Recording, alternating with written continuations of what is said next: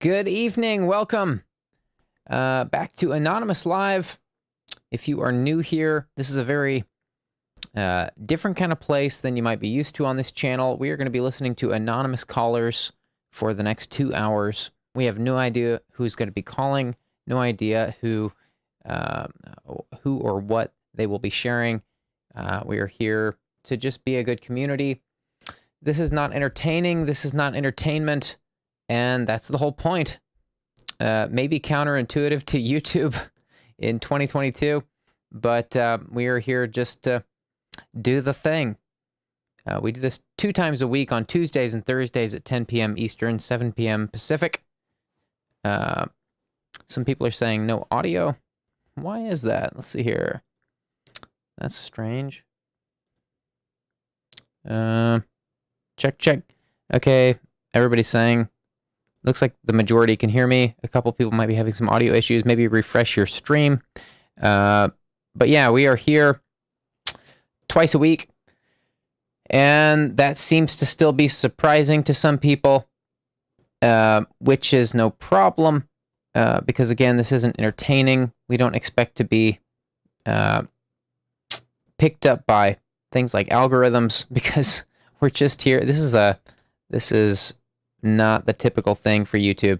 Maybe there are better places to do this, but this is where we do it because we choose YouTube to stream this here. So yeah, we also have a Discord server, which is an extension of this project. It's completely free to you, and it's developing into a beautiful community of people who just talk about things. A very open-minded community. People go in there talking about all kinds of things. We have one-on-one channels for people who want to talk about something with just one person. You can choose a person to go into these channels with, to be clear. And we also have group channels. We also have a completely anonymous confession channel if you want to confess something anonymously. I don't know who's posting in there. Our admins, our mods don't know who's posting in there. So we've done our best to make the Anonymous Live Discord server a completely open platform for you, no matter how you want to use it. So it's a beautiful thing, at least in my opinion. We've gone out of our way to make it as such, and here we are. I think I said all the things. We have a phone line here. It's a 1-800 number. I've mentioned this a few times, but I'll mention it again. This line is supposed to be internationally toll-free. I'm paying for it to be internationally toll-free. I'm still trying to figure out why certain people from certain countries are being charged international fees. So if you are an international caller, just use caution. Don't call in without caution. If you're calling outside of the United States, you might be charged. I have no idea. There was a caller who called in from England and was charged an international calling fee, which is why I'm mentioning that. I don't want anybody to get charged something. We have yet, admittedly, this should have been figured out by now. It will be figured out within the next few weeks. It's on my to-do list.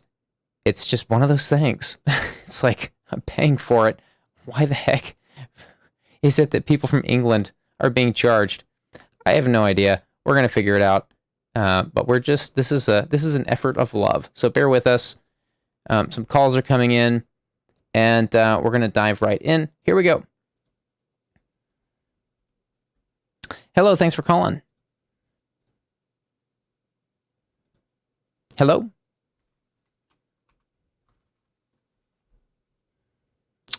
We lost the first caller. Maybe they weren't ready. It's all good. I also lost my Google Doc that I use to keep track of notes. We do take notes on calls here, just so everybody knows. We do that to make these calls useful to other callers, or to other viewers, rather. And if you call in, we will ask your age, and that is about it. Give a name or location in your toast. Hello, thanks for calling. Hi, it's Julian. Can you hear me? Can you hear me? Hold I can hear you. Can you hear me? on. Okay, hold on. Can you hear me now?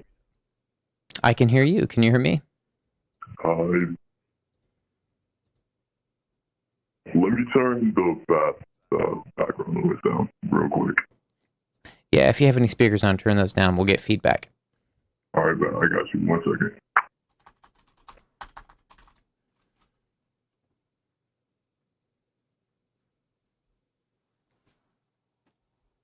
Okay, can you hear me now? I can hear you. Can we start with your Okay. age and a brief intro? Age 17, and I just feel like, I don't know, I feel like I'm in a weird place in life, and I feel like I need to be somewhere that I don't feel like I need to be. Like other people expect more out of me than I wish they would, if that makes sense. You said you feel like you need to be some other place than you are, and I missed the second part. Am I understanding? What's the second part? I missed the second part. The second part is I feel as if others expect more out of me than I would like them to. At least at my age, I guess. What is it you think others expect of you? Just to have everything figured out. That makes sense. And it's odd because I've been thinking about what I wanted to say because I've seen the live stream like numerous times, and I used to follow you when I was younger, so I felt like it was perfect to really, just ask, I guess, and just wonder. I don't know. I feel like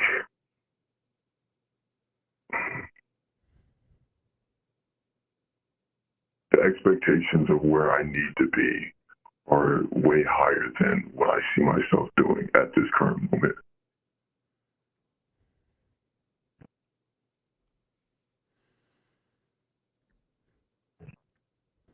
Hello. Yeah, I'm just taking it in. I hear you. I hear you. Yeah, expectations are the expectations. There's a famous quote. Comparison is the thief of joy. Are you familiar with that quote? I'm not. Yeah, comparison is the thief of joy. And what else is an expectation? Where do you get expectations from? Yeah. My parents really.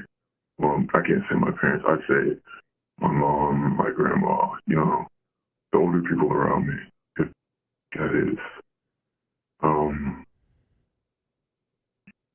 I feel like I have such a big dream of where I want to be. But I feel like I take my time in to process things and to really sit and analyze everything around me. And I feel like that causes me to go into a state of, I can't say loneliness, but a state of my own just being in thought. And I feel like it comes off or it comes across as lazy, as if I don't do much. And I don't know, it's weird. It's odd. It's an odd thought. It's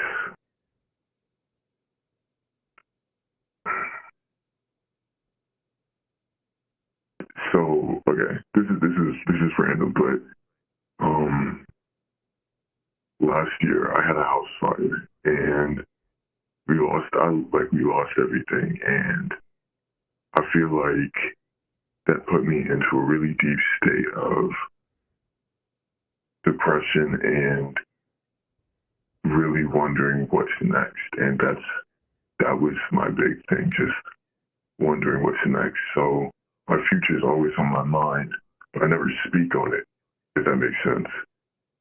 I never really speak on what I want to do, where I want to be. So when somebody asks me what I want to do when I grow up or what I want to do when I get older, it's a really, I can't say daunting, but it's really like big question for me, even though I already think about it. I feel like I'm really scatterbrained, but yeah. Do you think you're not doing enough? Sometimes I do. Sometimes I feel like I'm really not doing enough. But I feel like when I feel like as I get closer to like I have 18, I turned 18 in like 3 months. So that number right there is a big number for everybody around me. But it feels like it creeped up on me, and it feels like I haven't done enough. But at the same time, I feel like I've been kind of sheltered from everything. So it all just came piling on to me so fast.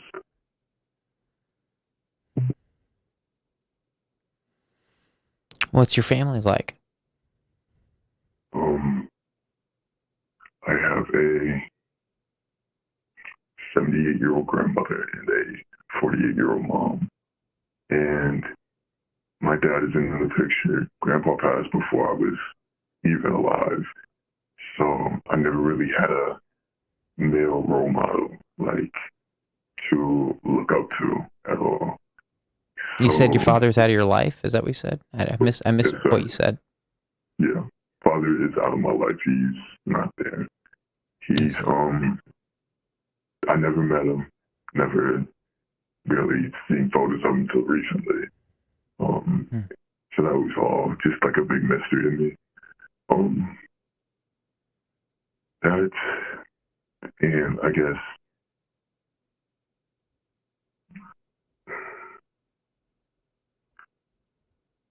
so the one male role model I had, he was in my life for like maybe 8 years.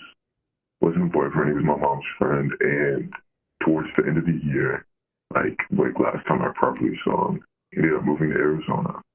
And he me and him got really close, and I started like looking up to him. This is like at the age of maybe 14, 15. So I was really looking up to him, and I turned into like a little clone of him. And I was never really myself because I didn't know who I was, as any kid really wouldn't. But I didn't know who I was really. I didn't have any sense of independence, if that makes sense. And as 18 creeps up on me, it just piled all onto me. And I get yelled at because I feel, because every time somebody asks me, like every time my mom asks me what I want to be, I'll say, I don't know. And, or where I want to be, what I need to do, what I need to be. I feel it's like an impending doom feeling as 18 creeps up. I feel like it's everybody's happy to see. It feels like it feels heavy just to even think about my birthday coming up.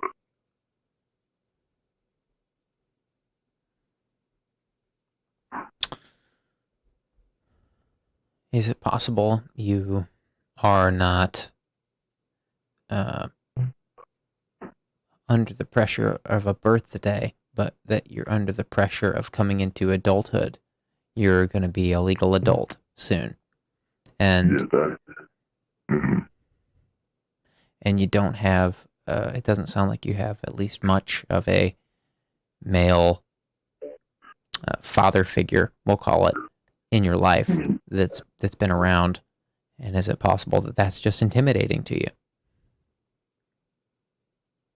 Adulthood is definitely intimidating.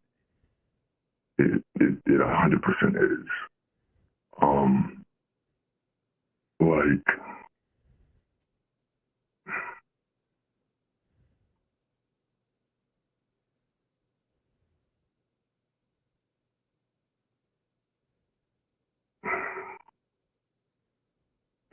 I don't know.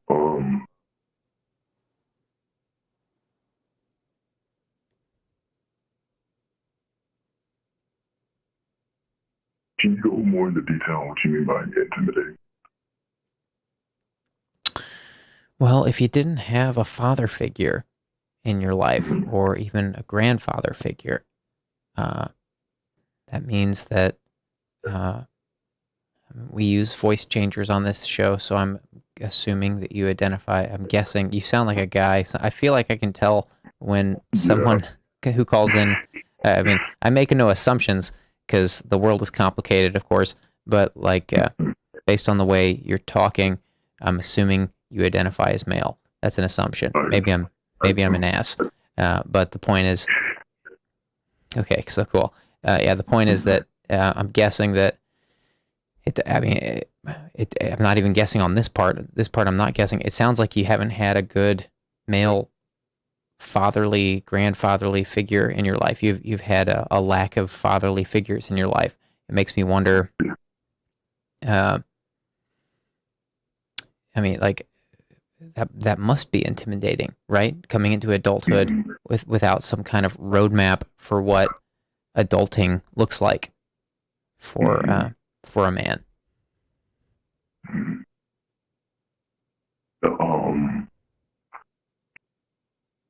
The male figure I had was my godfather, which was my mom's best friend. I would call him my godfather. So he me and him like didn't get along like past couple of years, like when we first met, and then towards the end we started getting along more. But after he ended up moving to Arizona, which I said before. He moved there, and we talked for maybe 3 months, and he wanted me to go down there. And next thing you know, he just ended up disappearing off the map, and I hadn't heard from him for like a year. So it was that absence of a father figure, and then towards last year,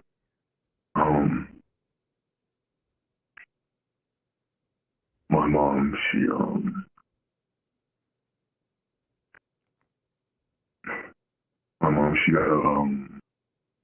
I'd say a boyfriend.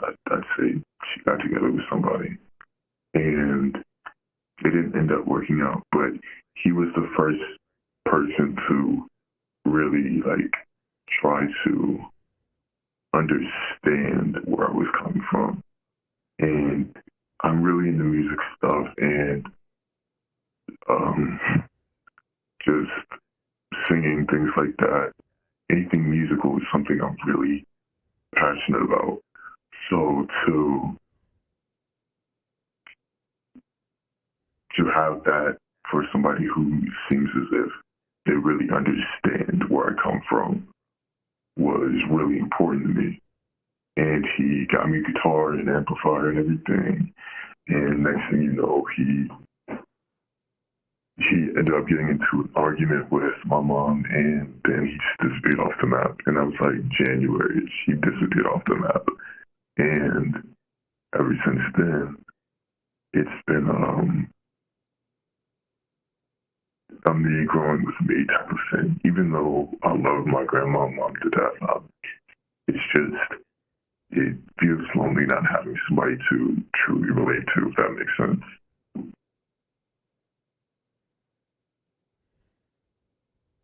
Do you not relate with your mom? Or is there something more you're looking for? I relate with her. Like, we took numerous personality tests. We're just alike, but we can't seem to get along. Like, the term opposites attract is true to me. So I feel like we're so much alike that it pushes our personalities apart and we get mad easily. But when I find somebody who's the opposite, that's older, or somebody I can look up to, it's a big thing, I guess. Right. Mm. Beanbags from the chat says, growing up as a male with an absent father myself, I can confirm that entering adulthood is a very confusing and frustrating time, especially when we feel like we don't have a clear direction in life.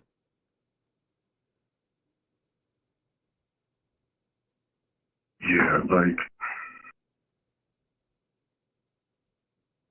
I feel I feel like I go based off of feeling more than thought, and I go off of my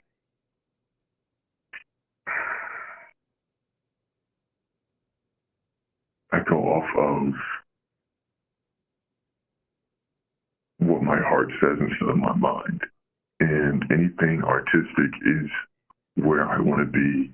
And I feel like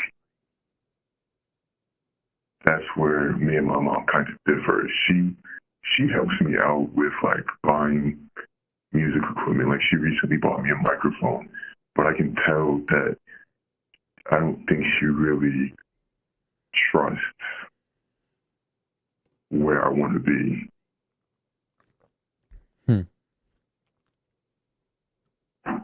Or she doesn't trust the process, and she doesn't have the faith that I do of I'm going to be where I want to be no matter what happens.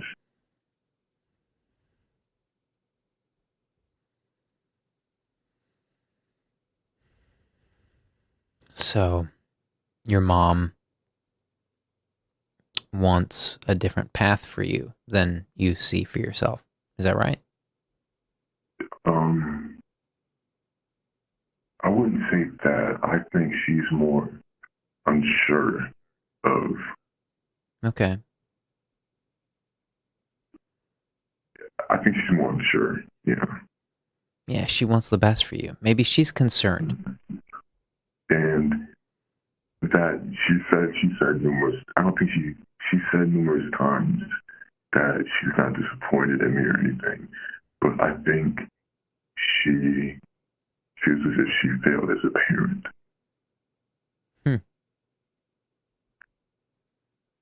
And I know numerous times when she was upset, she said she failed in the area of parenting where she needed to be more strict. But I feel like I grew up being able to be the person I am today because of the way she raised me. And I feel like it kind of hurts when she says that, if that makes sense. Yeah. Well, she might have a lot of regrets around why or how her relationship with your dad ended. Mm. Do you know how that went down? Do you know how that relationship ended? Or is that opaque to you? So I vaguely know about that, but I do know that she called and said that she was pregnant with me, and he said that's not my kid, and that was the only person she had sex with in that entire time. So it was literally a thing where he was like, "That's not my kid," hung up, and I don't think she heard from him, as far as I know.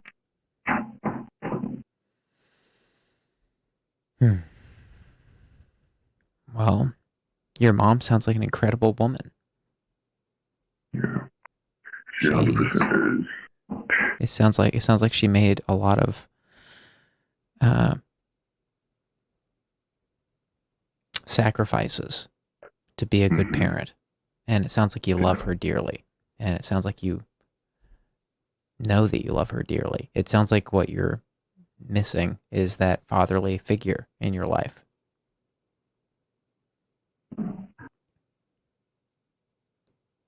And that's hard. I can only imagine. I can't imagine what that's like to have that figure missing from your life. It's so important. especially if you're, well, I'm not even going to say especially if anything, like it doesn't matter if you're a boy or a girl or how you identify, to have one of your parents missing from the equation. I can't imagine that. And my heart goes out to you. That sounds rough.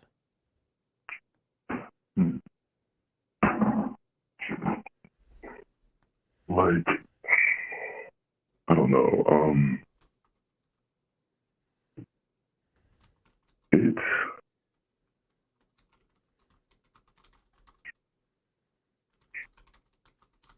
it's odd. It's I when I think about my future, I feel like I really want to grow into a person who helps other people, not just in my same situation, just in general. I want to grow up to help others, to show people that you can make it out of a hard situation, a situation that feels impossible. And I want to be able to portray that through any form of art, really. Anything that my heart sticks to, I feel like I really want to be there, and I really want to, I don't know, show that. But I feel like I have to understand who I am first before I do that. And that's where things get difficult for me.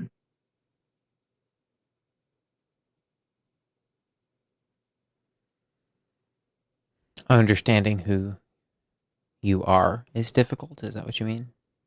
Mm-hmm.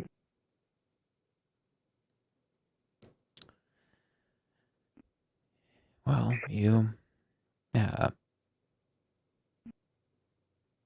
it might be a different journey for you than it is for most people, being that your father wasn't really in the picture.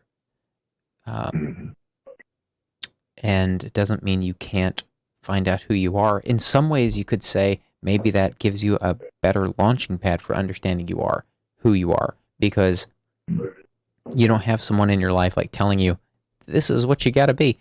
Like, that's what parents do for us, arguably. They say, this is what you got to be. And that it's not always true. This is just my opinion, this part. It's not always true what our parents tell us, like what we got to be. Now, our parents are there to teach us about like things like manners and patience and responsibility and, like very tangible things. But like, so far as what we are supposed to be, our parents can't all be right about all of that. They're there to kind of point us in a direction and let us make of that what we will, what we can. And our parents aren't right about everything so far as that goes. So I'm not saying that because your dad wasn't in the picture that you're hopeless or that you can never find out who you are. In a lot of ways, what I'm saying is that you have a comparative advantage here, that you can look to all of the fatherly figures that you can look at. Your friends' dads, your uncles, your any other male figure you can think of that's been a fatherly figure to you, or that you've seen be a positive fatherly figure to others. And you can draw from that and create your own archetype of what you make to be a productive, healthy man. And so in some ways this may put you at an advantage. I'm not discrediting the fact that you've never known your dad. Like, I'm really sorry to hear that. I can't imagine what that's like. You're fine. I promise you're fine. But I'm trying to give you some good news. I'm trying to say, like, in some ways you have both the challenge and you have it's a challenge, and it's also beautiful. Like, you're going to be able to kind of paint your own picture here of what you think from what you glean from others as a positive male figure, fatherly figure. I don't know if you want to be a dad, so I'm not trying to say like you have to be a dad, but you get the point. The point is that like in a lot of ways the pressure is off. Like there's nobody standing over you saying like a lot of people that I hear from on this show call in and they're like, oh my dad is like suppressing me, and my dad won't let me be XYZ. My dad doesn't approve of ABC. And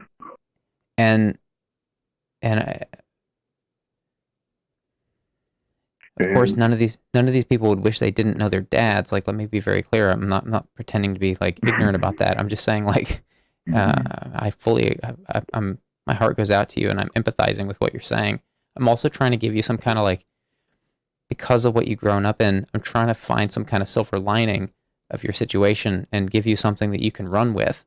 And what I think it is that you can run with is this picture of you can make of this whatever you want, because it's a clean slate. You can, it's a clean canvas, and you seem like a person of conviction. You seem concerned about what it is you make of your life. You seem concerned with what your family makes of you. And so what are some of the things that you respect about male figures in your life? What are some of the attributes you hope to acquire? What are some of the things you hope people recognize in you?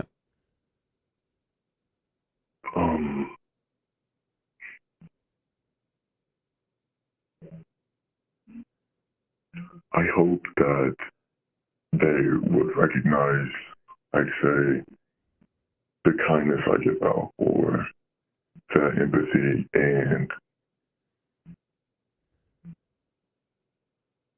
even if it's just like one interaction, like the past 9 months, I've lived in I lived in a hotel, in a better house now, bigger place, way better place, but for 9 months I lived in a hotel. So really, I'd say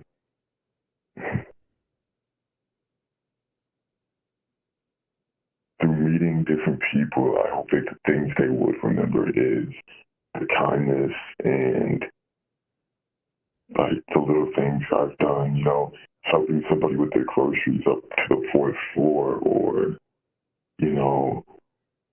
showing somebody where the pool is, or helping them with the washing machines, helping them with little things like that.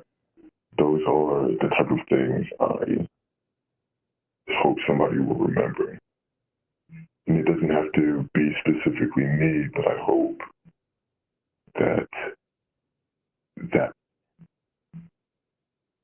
my actions can reflect through somebody's day and reflect through their actions. Hopefully that makes somebody else's day better, and they can make somebody else's day better because they had a good day that day, if that makes sense, and so on. But it feels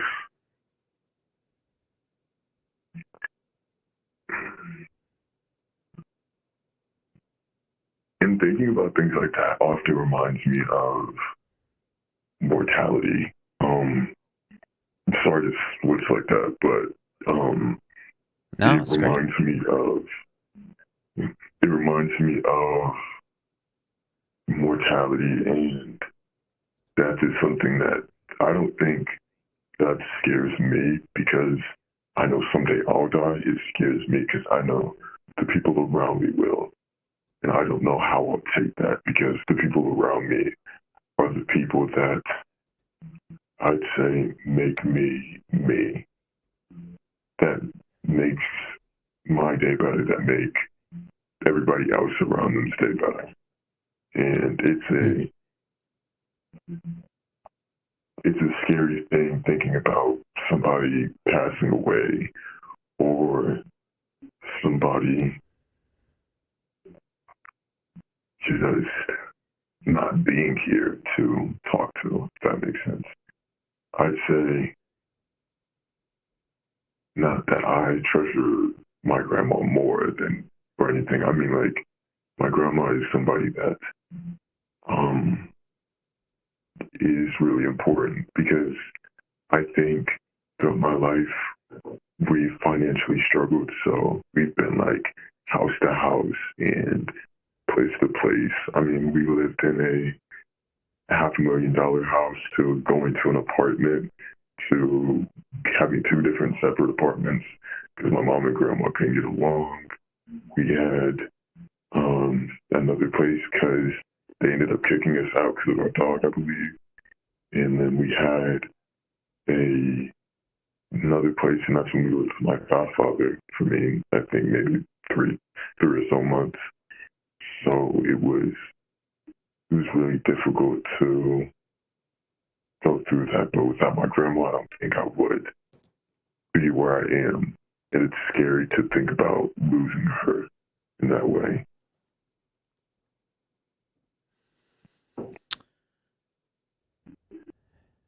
Do you struggle with some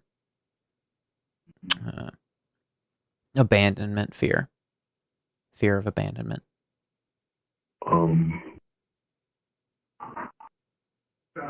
Yeah, 100%. Hold on 1 second. One second. No problem. Take your time. Sounds like the caller had someone walk in the room. We're holding. Give me about 30 seconds. I'll be right back. No problem. We're here.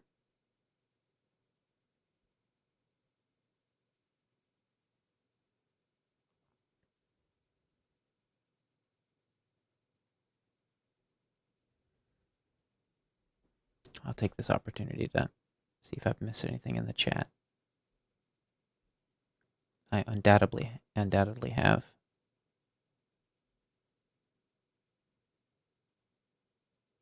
There's a lot of stuff Deanna Krebs has deleted. Deanna's on it. All-star.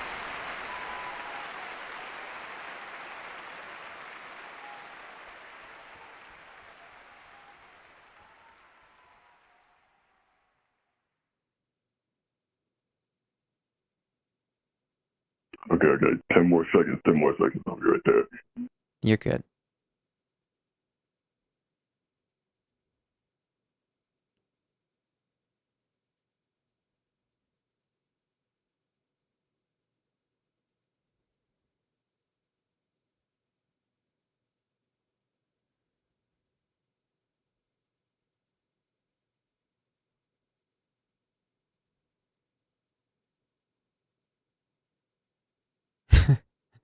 Lux says, you're a fast typer. I'm not sure if that's directed to me, but I'm not sure who else was typing here. I'm not even sure I'm that fast of a typer. I don't even know my typing average. I couldn't tell you. I don't think I'm that fast.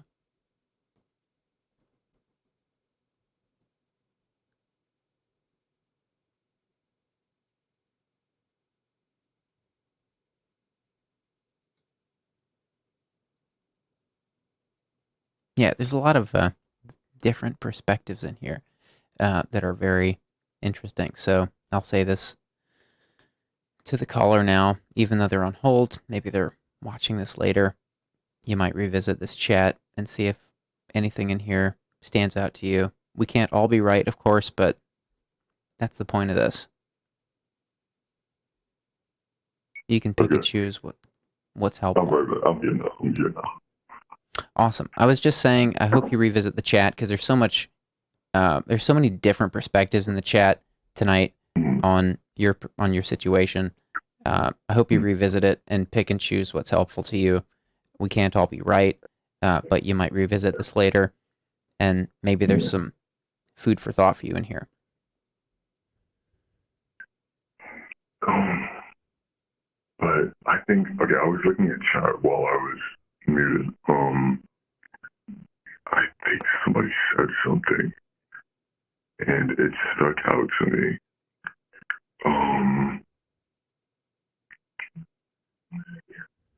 I think Sir Wolf Bane, he said it's definitely scary thinking about when people pass away. and somebody said, Beanbag said, man, I feel like I'm listening to a younger version of myself. Those are the two things that stood out to me, and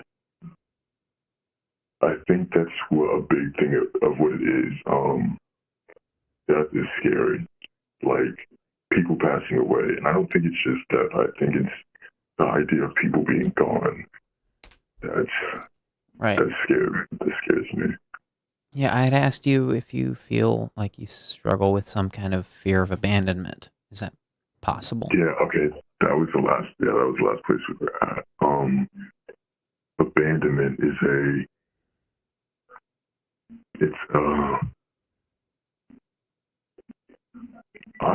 I think it depends on who the person is. If if I don't talk to the person every day or make an effort to talk to them and they leave, it won't bother me. But if I'm to talk to a person every single day, like right now, I know high school relationships are corny to some older people, but like maybe somebody in the chat thinks it's corny, but I've talked to this girl every day for, I think, going on 7 months now. 7 months, 8 months, like relationship-wise, more time before that. And I think the idea of her leaving instead of death is what scares me. That like 100% scares me, because that's somebody I put my time into. And the idea of losing somebody, like an intimate person that you can see right in front of you, or you can hug and talk to and go to with your problems, is scary, because I feel like I'll lose that sense of having somebody beside me. Even though I have plenty of people around me, I feel like I lose that one person. It's like that big pillar that's holding everything up. Yeah. Again, is it possible that what you're describing is a fear that derives, that comes from missing your dad, or not knowing your dad? That's what I'm getting at. Like, is it possible that the longing you feel for that figure in your life could have developed into some kind of fear that others might just up and disappear? Yeah. And I don't think necessarily that comes from my dad. I think that comes from my godfather. I think that comes from not just the fact that he left, but the way he left. It was so, I would say, sporadic, if that makes sense.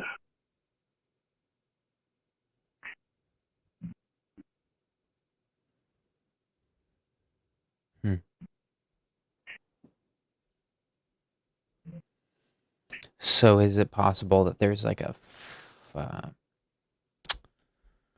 sense of like a ticking time bomb on life for you? Like, these people, I'm still asking the same question, but I'll put it in different words. Like, what I'm hearing you say is like, is there, let's go to a different direction. Is there any reason to believe that these people are going to leave your life? Is there any reason to believe that these people you're talking about are going to be gone tomorrow? Or is it, like, where does this fear come from?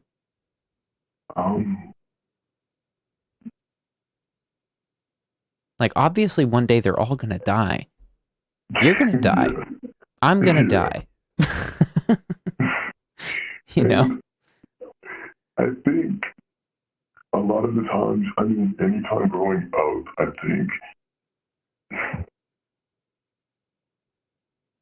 think growing up, I've had a lot of insecurities, and I've worked really hard to change, that, and to work on myself. Even from when I was younger, I never really liked the way I looked. And I mean, it started like at a really young age. So I think that the sense of somebody leaving comes from insecurities building off of each other. And what if they leave for this reason? Or what if they leave because I'm too whiny, or I'm speaking on my emotions? Things like that. It's really that type of thing. Worrying about, if I say this, how's that person going to react? And are they going to leave because of that? And I think it's really an insecurity type of thing. Insecurity. Yeah, that's kind of what I'm getting at. So I'm not sure if this is on point or not. I'm hesitating even mentioning this because I don't honestly know. I don't know what it is you're getting at, to be honest. But we've been talking for about 40 minutes.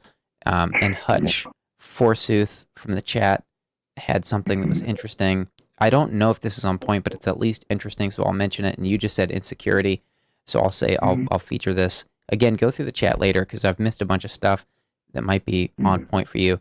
But Hutch forsooth says to you, what you're describing sounds like it's on the edge of codependence. Make sure that's not a path you fall down on. I'm not sure if that's true or not. I don't have a pulse. I don't personally have a pulse on you being codependent. Maybe it's possible. I don't know. I also don't know what it's like to grow up without a dad. Yeah. So I don't know. But also, one more thing. If you feel like you have anything to say, you can say it bluntly. You don't have to worry about if my feelings get hurt. I came to this, so any opinion that you have, any opinion that really anybody has, they say it without worrying of what I'll think. All right, I'll say two things. One, yeah. I'll say one thing a little more bluntly than I've already said. I'll make one more point. I made this earlier, but it was kind of delicate. I was kind of being gentle because I don't know what it feels like to be in your situation, so I'm trying to be gentle. But the point is, like, consider the comparative advantage you might hold here. I'm not sure if you're familiar with that term, comparative advantage. It's an economics term, meaning everyone has something they can trade. Everyone has some advantage. It's a comparative advantage. You're going to be good at growing apples. I'm going to be good at growing bananas or avocados or whatever it is. These are the like three things I usually use in that example. But the point is, like, people can trade things because of comparative advantage. And you will develop inevitably some comparative advantage by being in the situation you grew up in. And what is that comparative advantage? Well, my guess would be your comparative advantage is that you are paving your own way. You will get to choose your own masculinity. That is to say, you won't be under the pressure of some fatherly figure telling you what it means to be a man. You're going to get to observe the world objectively. That's actually what I hear you saying. It's your struggle, therefore it's also your comparative advantage that you get to observe the world objectively and look at masculinity objectively. Look at, like, all of it, including, like, the toxic side and the productive side, the positive side, and say, like, okay, like, I don't want these attributes, I want these attributes, and you get to pick and choose, and you get to make your own destiny based on that. And that is a comparative advantage, is my point. So maybe consider that you don't have the pressure of someone looming over you saying, like, nope, this is what it means to be a man. Because a lot of people have really poor examples of that in their life, is my point. And then the second point I would make to you is, it's not even a point, it's just something I would consider. The Bhutanese, I'm not sure how familiar you are with the culture of Bhutan. I'm only vaguely familiar with it, but one of the most beautiful things I've ever heard about this culture in Bhutan is the Bhutanese people have this daily practice of roughly 15-20 minutes of death meditation. And it sounds depressing when you say it like that. It sounds super depressing. But the Bhutanese people, they're the happiest third world country on the planet.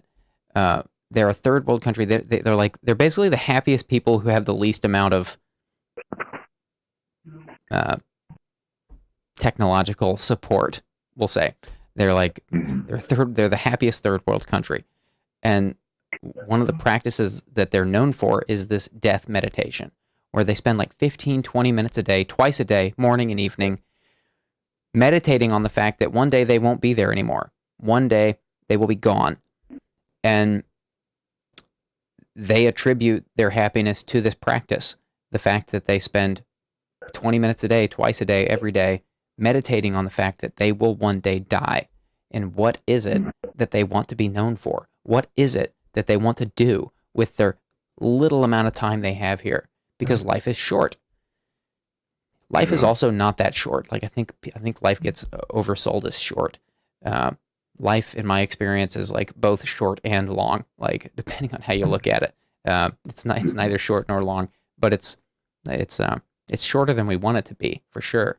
So the Bhutanese people are the happiest for a reason. Like they meditate on their death, and that is to say they think about the things that they want to do with their time here, and they're the happiest third world country on the planet. So maybe I don't know what that means to you, but that was fascinating to me when I learned that. Yeah. Okay. I've read the description numerous times.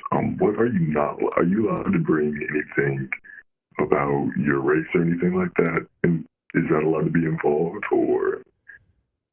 Sure, just no names or locations. Okay. Good. So, I'm a light skinned young man. I'm 17, light skinned, small black. So I feel like there's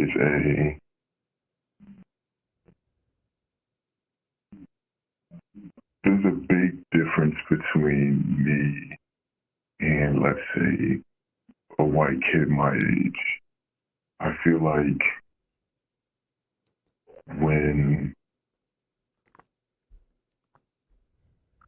so when you brought up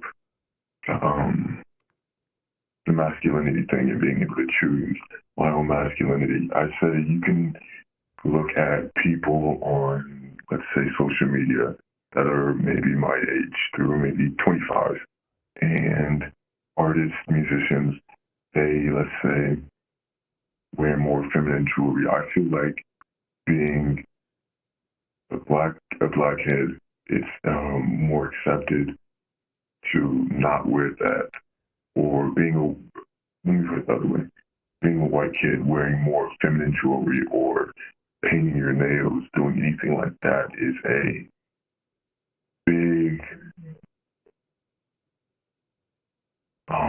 I'd say, it's a big difference. I feel like it's more accepted in, let's say, the white community than the black community. I feel like feminine things are often looked down upon, and that's what really, I feel like, boxes me in.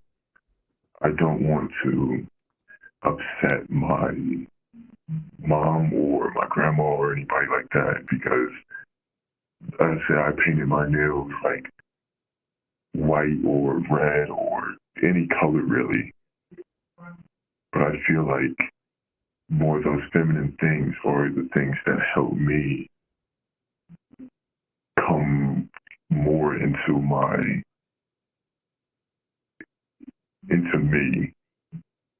Not to say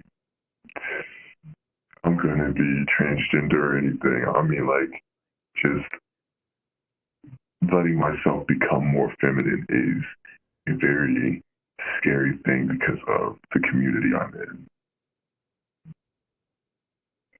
Well, everyone has masculine, feminine energy. All of us do. Mm-hmm. None of us are, that is to say, like, none of us, like, what is a, just to get really blunt, what is a penis? What is a vagina? The same damn organ. They're the same damn organ.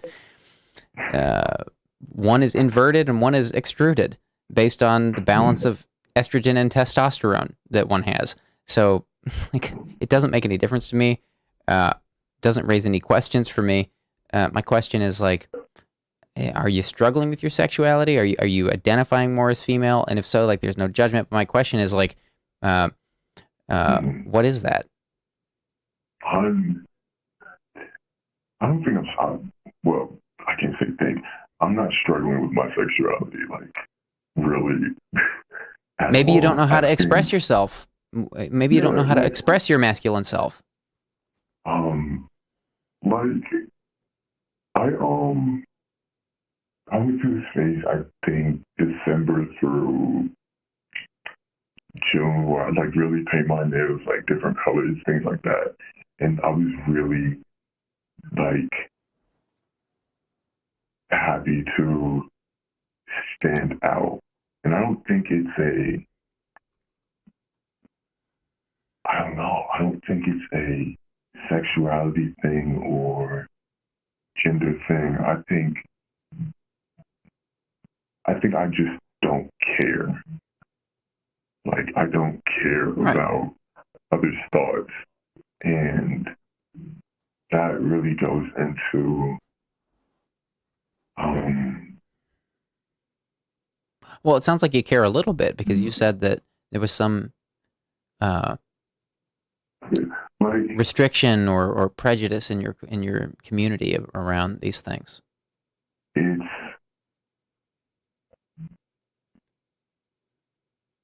so a random person walking down the street, let's say they call me a random slur or anything, or somebody comments on the internet, they call me a slur, I wouldn't mind. I wouldn't care. Whatever, their choice, their opinion. But I mean, somebody closer to me um, getting upset is what bothers me. I think that's more what I mean. So yeah, I care a little bit. I think it's a thing of I don't want the people around me to stray away from me because let's say I paint my nails or something like that. Wow, you just touched on more abandonment stuff. You just said you don't want them to stray away from you. Is it possible that you Yeah. are so afraid of losing someone? Mm. I'll come back to that again. Like, And there's no shame in that if that's true. I mean, there's no yeah, shame in that. I'm just asking the question because here it's you are. true. Yeah, it's true. I apologize if I strayed away from any topics on accident. I short amount of time to talk, so I'm trying to touch everything. And I think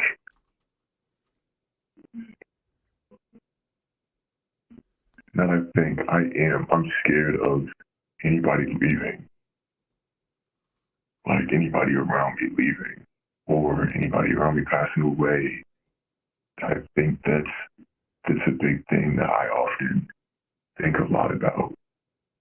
And I say, not just think, I think I worry and I fret about it often. My friend, I want to tell you that you don't need to worry about that. You don't need to worry about um, who will stick around, who will affirm you. You don't need to worry about these things. Maybe this is something that you didn't. Now, like, I want to be really careful. I'm not saying like you missed out on. Um, I'm acknowledging that you don't know what it's like to have your dad around, and I'm also saying like this can be a comparative advantage. That's what I said earlier. At the same time, like there may be an element here at play where you can acknowledge that there are things that are okay to let go of, and there are that is to say there are things to acknowledge for yourself maybe that might be healthy. One of those might be that you didn't get a masculine fatherly figure in your life. Like, what is masculine energy? Let's get real specific. What is masculine energy? Like someone who's like Um, someone who's like 100% masculine. They're like, I'm thinking like, I'm not going to name names because I don't want to like stereotype anybody, but I'm thinking of like the most masculine person you can think of that are just like, I don't give a fuck. Like, yeah, I'm, like just, testosterone like through the window, like out the door. And like these people don't care how people respond to things. There's not a lot of remorse. There's not a lot of I'm not calling them psychopaths. Yeah, it's a far cry from that. But like the point is like there's a certain amount of testosterone that's like testosterone is competitive. Estrogen is nurturing. I guess that's the point. Testosterone is very competitive. And what is competition? Competition is saying like, I'm going to be here competing and like either I win or I lose. And if I win, see you later, sayonara, I don't care. And that's kind of what testosterone is. That's why I believe that most humans are like, we're all born with a balance of this. Like nobody's born without testosterone. No one's born without estrogen. We all have a balance of this, a unique balance of it, which is what makes a lot of this stuff so tricky, especially when it comes to things like the trans community. It makes it really tricky to talk about this stuff. But my point is that like none of us are born with like 100%, if any of it. And so the point is like, what should that tell us? It should tell us that nature is trying to teach us, nature is trying to nurture in us a balance of the two, saying like, you can't be 100% competition all the time. You can't be 100% nurturing all the time. It's the balance of it. And what is a masculine feminine relationship? It's a yin yang. It's a balance. It's an economy that makes child rearing possible, not only possible, but beneficial and fruitful. And that's what we're talking about. So the point is, you might not have gotten like this fatherly figure in your life telling you like who cares? Like there's a certain, I guess that's kind of what I want you to hear me saying is like, there's an element of this that's like, who cares? Like, who cares what people think of you? Like maybe you should just say that to yourself. Maybe your mantra is like, who cares? And just express yourself. And maybe part of you, maybe some of that will be an exploratory kind of thing for you where like you're trying to just try different things on and see what feels right. But there might be, my guess would be there might be a competitive side of you that you're not comfortable with. I guess that would be my shortest way I could put it. Is that possible? I believe it's definitely possible. I think I don't even know what I think. That's a big thing. I don't know what I think. My mind's constantly racing, yet I still don't know what I think.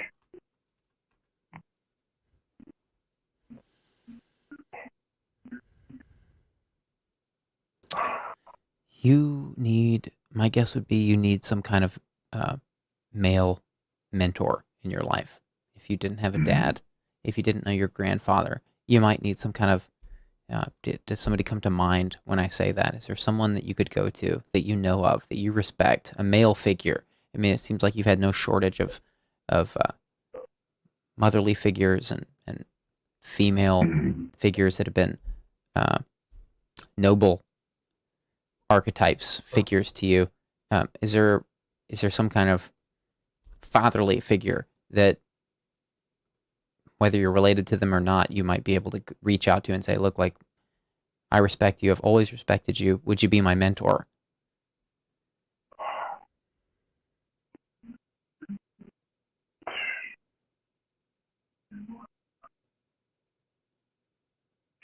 I'd say sadly, I can't think of really anybody.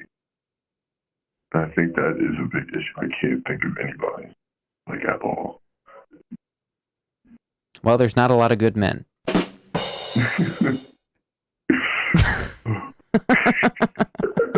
These days. Not a lot left. Not a lot left. Where are they? Represent. Where are we? Where are we? Yeah. I want to just say to you that it's okay to compete. I don't know if you need to hear this, and I'm not even looking at the chat. There's probably a bunch of stuff I'm missing, but I'm just like zeroed in on what you're saying, and I'm feeling for you because like I don't know what that's like, and I'm trying to imagine it and hear your words and think of anything that might be helpful. But my sense is that like you are not comfortable with competition, and you're not competition is just like a blanket term, like that means all kinds of things, of course, but my sense is that like you were nurtured really well. It sounds like you had an amazing mom. It sounds like you had an amazing grandma. It sounds like you had all these amazing female figures in your life that nurtured you and brought you up and made you comfortable despite what you were missing from lacking a father figure in your life. And my guess is that because you lacked that fatherly figure, that you're not quite comfortable with your masculine energy. And my guess would be that these are just guesses. Like, don't take anything I'm saying as like canon. Like, if it feels right, maybe everything you're saying sounds correct. Yeah. My sense is that you are not comfortable with competition. You're not comfortable with potentially offending someone. Like, we can't, like, all you can do is speak your truth. Like, there's a certain element of speaking your truth that I believe is actually anarchy. That's not productive. Just to be very clear, like when people say like, I just got to speak my truth, it's like, okay, well, what you're talking about is anarchy. I really believe that speaking your truth is a slippery slope. But when I say that, I'm saying like, you're a self-proclaimed man who didn't know their dad, and you didn't know even your grandfather, it sounds like. So what that tells me is that you're not identifying as a woman, and you're still here identifying as a man. And my point is that, like, that says a lot to me, that you are, my guess is that you're not comfortable competing. You're not comfortable potentially offending someone. You're not comfortable potentially losing someone. And my further guess is that stems from some kind of sense of this fear of abandonment that you said you felt earlier. And if that's true, then you might do some meditating on that. You might get some therapy for that. I don't know if you have a good therapist, but like these are things that a therapist can help you with. I hope you don't make this just a hour-long conversation with me, because I can't fix your problems. I'm happy to sit here talking to you about this. Only you can fix your problems. But my point is that, like, I hear a lot of related themes here, which is that you have this fear of abandonment. You didn't know your dad or your grandfather, and it sounds like your mom was amazing. And what else do we do but grow towards the light? That's what life is. Life grows towards the light. These plants behind me, they grow towards the freaking light. I have, like, this plant over here is like literally just growing towards that green light in the corner. It's like going straight up. I don't even know if you can see it. Yeah, you can see it. It's like, right now, yeah, things grow towards the light. So the point is, like, you were raised with this amazing feminine light, and that's what you're doing. You're growing towards the light. You didn't have any masculine light in your life. And I made a joke earlier that there's not a lot of good men left. And I do believe, like, that was a joke, but it was also like, I believe it's pretty true. There's a lot of like misguided men today. I really believe that's true. Also, there's a balance that is respectable. There's a balance that deserves to be respected in nature. If we neglect that balance, we are neglecting only ourselves. We have to respect that we all contain masculine, feminine energy. We all have that. None of us are 100% female. None of us are 100% man. That's what the trans community is, for crying out loud. And my point is that, like, you didn't have this energy, this positive representation of masculinity in your life, and you also are saying that you have this fear of abandonment. And I would do some meditating on that, and maybe seek out a good therapist for that. There's a great tool in the video description of this stream, for Psychology Today's Find a Therapist tool, which is amazing. You can type in your zip code and filter the search by certain qualifications and other criteria for finding a therapist in your area that's qualified to help you through your issues. You might consider looking at that. You might also just consider doing some simple meditation on your masculine energy and leaning into that. And I don't know what this call has meant to you, but it's been, this has been a longer call for this stream. We don't usually take calls this long, but you're going through a very specific thing. And so I haven't been rushing it, and I appreciate you sharing the way you have. And I'm wondering, what other questions you might have that might be able to get to make this a good call. Yeah. I think really for the past month I've been really, I can't even say month, I'd say maybe three weeks I've looked at this. I haven't called in, but I've looked and watched the videos. So I think just being able to finally be here and being able to talk and read chat and really seeing these different perspectives, it's really helpful. And I don't know that I have really very many questions. I'd say, I don't know.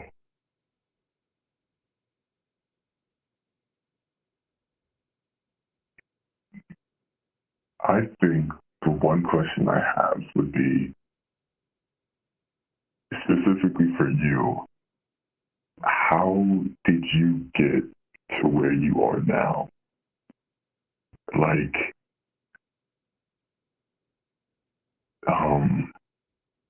making videos, brainstorming, thinking of ideas.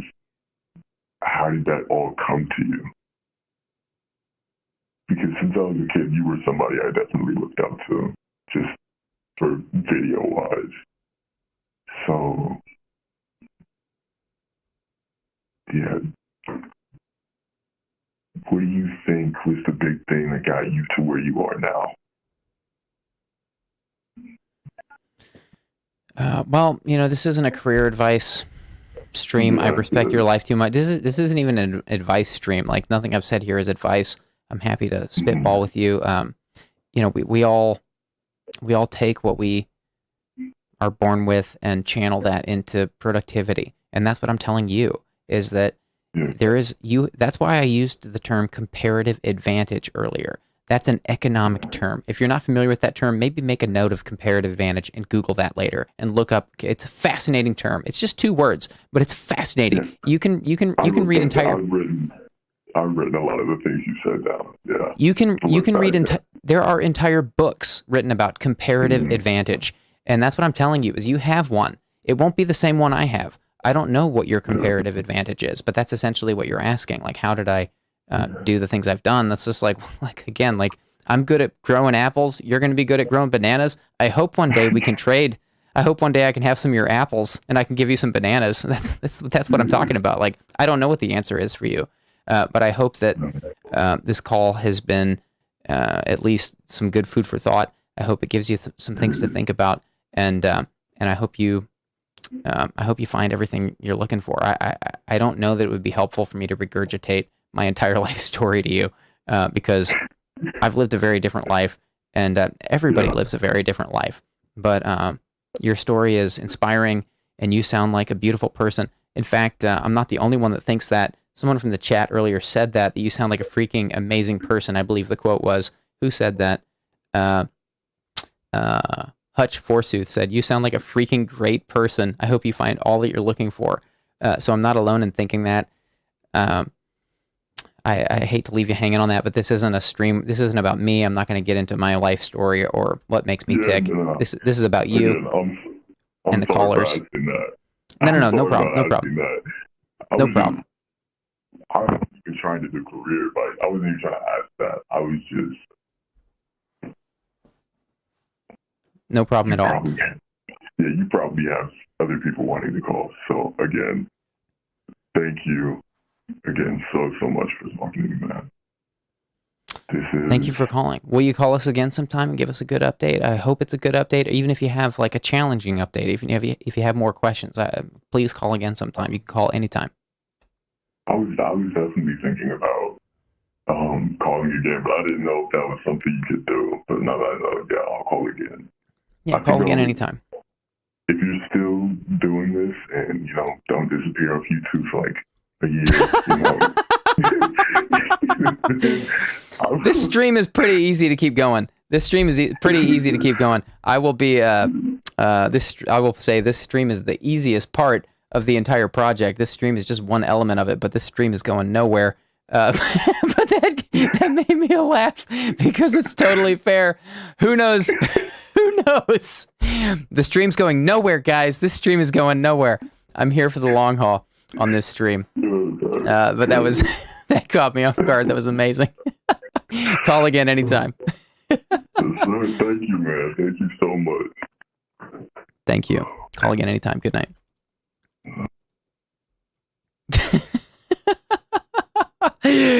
Oh, that was so funny. Consider assuming you don't disappear again for 10 years. Wow, I deserved that, didn't I? Yikes. I think that guy, where's my whip sound? There it is. That guy just whipped me. He just got me. He got me. All right, lines are opening again. Oh, boy. Hello, thanks for calling. Hi. Hi. Hello. I'm sorry. I tried to call in earlier, and now my kids are awake, so they might whine a little bit in the background, if that's okay. Oh, are your kids okay? Yeah, no, they're fine. They're right here with me. I have a 2.5-year-old and a almost 11-month-old. And, oh, wow, you have your hands full. So. Those are fun ages. They are. They're wonderful, and I just love them so much. Amazing. I tandem breastfeed, so it's a lot. Wow, it's a lot respect. Of love, but it's also a lot of stress. Respect, tandem breastfeeding, respect. Thank you. Yeah, it's that a lot is, of work. Yeah, I would say so. I don't know from experience, but I know from secondhand experience. Respect. Can we start with your age and a brief intro? Yeah, so I'm 28, and I'm kind of what I think is at a turning point in my life. I've been with my husband for about 10 years now, and I mean, just to put it bluntly, he's abusive. Not physically, but I mean, he's yelled at me throughout our entire relationship, and he has blocked me from leaving. Typical emotional abusive things. And I know about it because I have a psychology degree, so I know that it is abusive. And I'm just at a point in my life where I need to make a choice about my kids' lives and my life because it has to change or I have to leave. Right. Wow. You've been with your husband 10 years. You have 2 kids. And he's been verbally abusive. Here's a typical victim response. It's not all the time. And it can be very rare. It can be, a few times a year. But, like yesterday was one of those days. And I don't know if you want me to just kind of keep talking or I found your stream like 2 weeks ago. I followed you for a long time. But I found your stream a few days ago, and I've only listened to 2 of them. But it felt like the right time to call tonight, and I guess since I got through, it was the right time to call. There you go. Yeah, the floor is yours. Whatever you want to say. It's completely anonymous, no names, no locations. And with that being said, that is for you, so that you can feel comfortable saying whatever is you need to think out loud or say to us here for feedback or ideas. Yeah. Thank you. My question. I get that. Okay, sorry, good. Go ahead. Is it possible? I asked this as a parent of 3. I have 3 kids, and I'm asking, is it possible that you guys are having trouble, or that the trouble has been heightened or exacerbated by having kids, being new parents? Has it been exacerbated by being new parents, or has your husband always been this way? I mean, I think that has multiple answers. Like, yes, he has been this way since before we had kids. I think it got worse afterwards. But he also just recently started therapy and takes medication and is trying. So that's where I feel like my conundrum is, because I've dealt with this for so long, and it was something I never thought I would let my kids go through. And it's not directed at them, it's directed at me. But that doesn't mean that they should see it.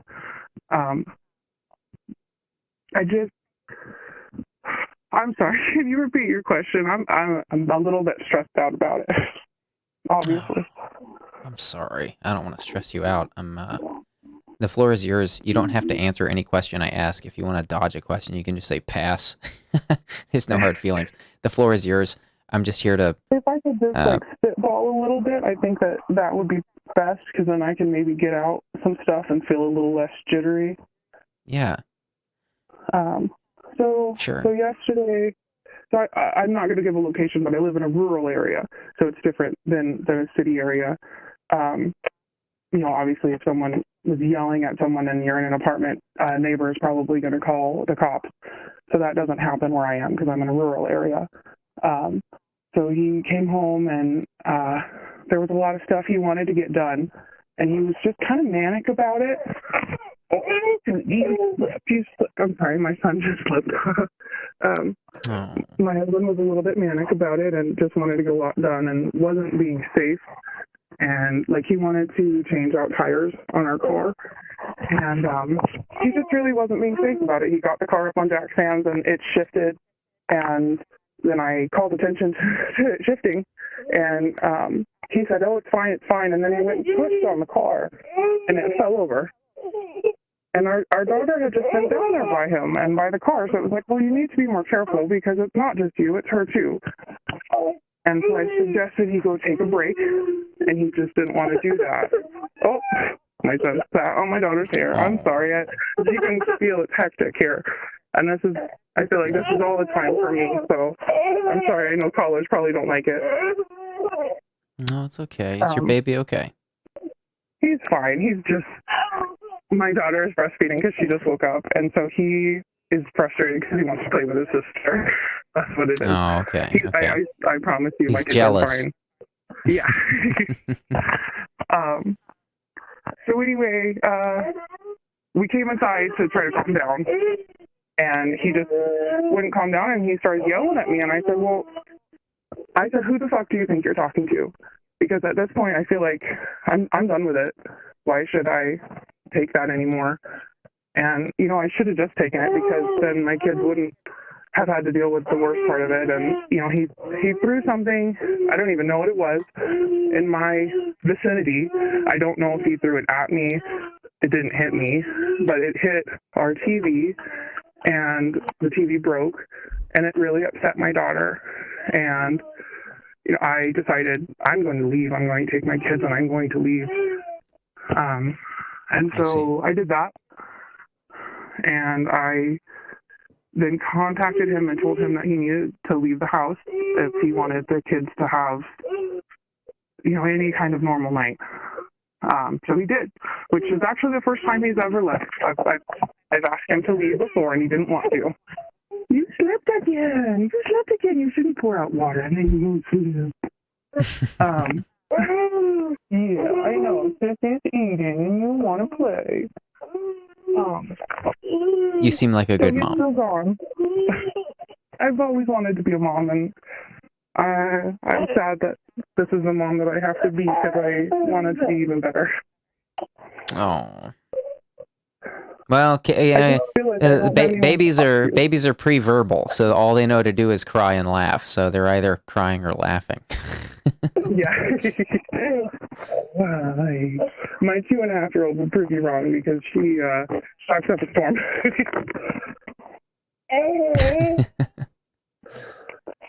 But I guess I just don't know what to do, because I feel like I can't. If I want to make my marriage work, and if I want my husband to be the man that I think he actually does want to be, I don't think I can talk to a therapist about it, because I feel like because the kids are involved and any mention of abuse is that, TPS will come in and take my kids. And I don't think that they're not safe. I'm going to keep them safe. Right.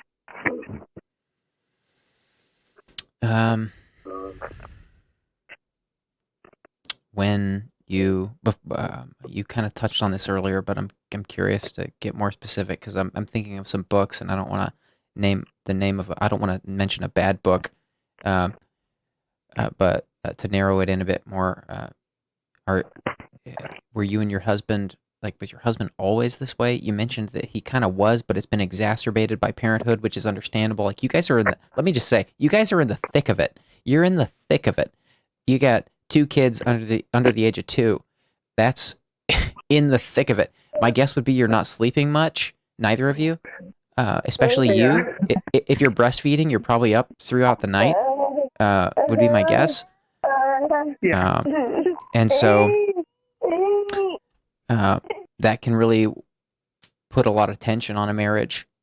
And my question is, like, before the weight of parenthood, was your husband, like, how bad was it? Like, was it, like, everybody fights, so I'm trying to understand, like, was your husband before kids, was it, like, still this noticeable?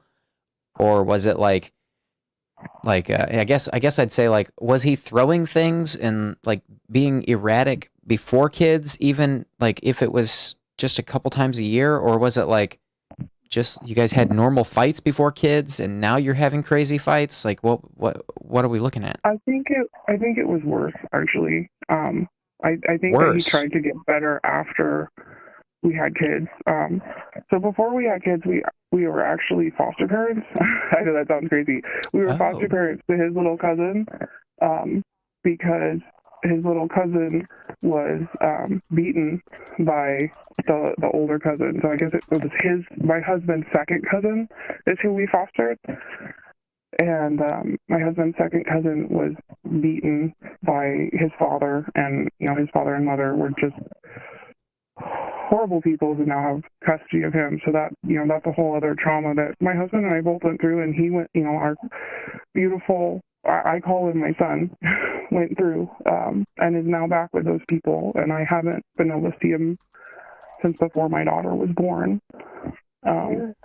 But so to get back to the point here is he tried really hard to be better for his little cousin, and it was very minimal when we had his little cousin. And then during the transition where his cousin was being put back with the biological parent, I was pregnant, and I think it was about 4 months afterward we had our daughter. I see. Are you familiar with the work of Dr. Ramani Durvasula? No. Okay, she is a PhD psychologist. I'm not sure if you're gonna. I don't know how this book title is gonna sound to you, because you have 2 babies, and you sound like a loving mother. It sounds like you're a loving wife. It sounds like you love your husband, and it sounds like you've extended him a lot of grace and flexibility. So please don't read this book unless you read the description first and decide that it sounds on point for you. But I'm going to mention the name of a book. Dr. Ramani Durvasula is arguably the world's leading psychologist so far as psychopathy is concerned, specifically narcissistic personality disorder. Her book that I'm referencing is called Should I Stay or Should I Go? Surviving a Relationship with a Narcissist. Now, let me be very clear. I'm not a psychologist. I'm not educated in any of this stuff. This is just a book that has meant a lot to me in a number of times in my life. There are other books on this subject that have meant things to me as well, but this book in particular is a great book. If you're trying to identify whether or not you're in a relationship with someone who can change. So this book is a great book, in other words, for determining if you're in a relationship with someone with NPD. I'm going to put this link for you in the chat so you don't have to write anything down. I know your hands are tied. Let me put this in the chat for you. Thank you. This is a Goodreads link, so you can just, again, like, don't buy this because I'm telling you to buy it. I'm not telling you to buy it. I'm putting a Goodreads link in here for you, so read about it. And if it seems on point, I will just say again, this book changed my life multiple times. In fact, I've read it twice at different times in life, and it has never not rocked my world when I've read it. It's only 2 times, to be fair. But there's another book I'm thinking of too that I've read a couple times. I'm putting this in here for you now.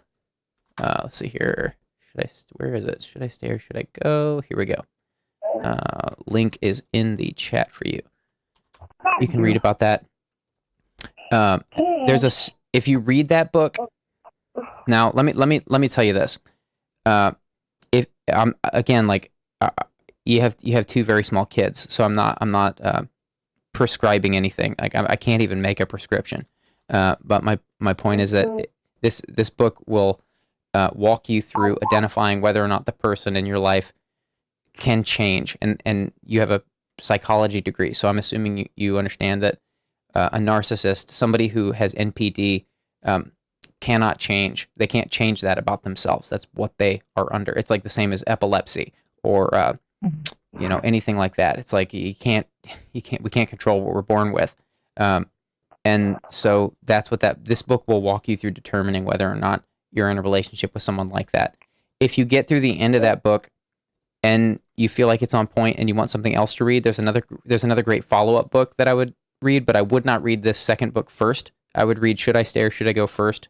And if you get to the end of it and want something else, there's another great book called Psychopath Free: Recovering from Emotionally Abusive Relationships with Narcissists, Sociopaths, and Other Toxic People. And this is by Jackson McKenzie. I wouldn't read this book first because it's super granular and it might be a waste of time. But if you get through the end of the first book and you want to go a little deeper, those are I would read them in that order. Life-changing stuff in there. I can't recommend them enough. They both have great audiobooks. I'm not a huge fan of audiobooks. Yeah. I'm not a huge either, but you're under a lot. Yeah. Pop in some headphones while you got those babies and you're putting them to bed or rocking them to sleep or nursing them, and an audiobook might be really helpful. There's those both have two great audiobooks there. So I hope that's interesting or helpful. Of course, like nobody, I wish that no one got tied up. I wish that these things didn't exist, but the truth is that they do exist, and I'm not saying that I have no way of knowing who you're in a relationship with. All I have is your word here, and you're the psychologist here, not me. But the point is that clarify. I'm not a psychologist. I have the psychology degree. I'm not a psychologist either. So, okay. I know probably less than you do. You have the degree. What are you talking about? Degree is a piece of paper. I don't have a degree in anything except maybe some burns from burning too much Palo Santo. Life experience counts for a lot, though. Oh boy. The chat is correcting you. They're saying you have more than me, and that's what I'm saying. It's true. My point remains that, like, please, I'm not prescribing anything. If you're describing a really difficult situation. Nobody wants to be in a situation with somebody who can't change, especially when there's kids involved. And so I don't suggest these books lightly. Again, read the descriptions and decide if you want to read them yourself. But I will say, one of these books, I believe it's Dr. Romney's book, but it might be the other book. It might be book number 1, but it also might be book number 2. It's been a few years since I've read these, but I think it's Dr. Romney's book. Has a questionnaire. It's like 30 questions, and if you answer yes to 20 of the questions, then the book says you're most likely in a relationship with a narcissist. And if you answer yes to 25, the book claims that you're most definitely in a relationship with a narcissist. And it's not specific. It's not specific to romantic relationships. It could be like a boss or a parent or a sibling or a friend. So for those who may be listening who aren't romantically involved with someone like this, it might be helpful for you too. Amazing books, both of these. Should I Stay or Should I Go? And Psychopath Free. Yeah, it's life changing. It's like waking up from the Matrix when you read these books. It's unbelievable. I'm looking forward to reading them. I feel like I just need some outside input at this point. Right. Sorry, I'm going to plug my phone in because I don't want it to die, so if there's a little noise, that's what it is. Okay, No problem. I really appreciate you giving me this information, and is it ridiculous of me to think that he can get better, or he's going to therapy now, so that's a change, right? Well, like all I can do is report things that I've read from people like Dr. Romney. I've done zero work on this myself except reading, which is not work. But Dr. Romney says that, and I've heard other psychologists. I'm a huge Dr. Romney fan. She also has a YouTube channel. I'll plug that here. This is completely free. This is a great time to plug this. She has a YouTube channel. Dr. Romney has over 1 million subscribers on YouTube, and she's a PhD wielding psychologist, which never ceases to amaze me. Huge endorsement for her YouTube channel.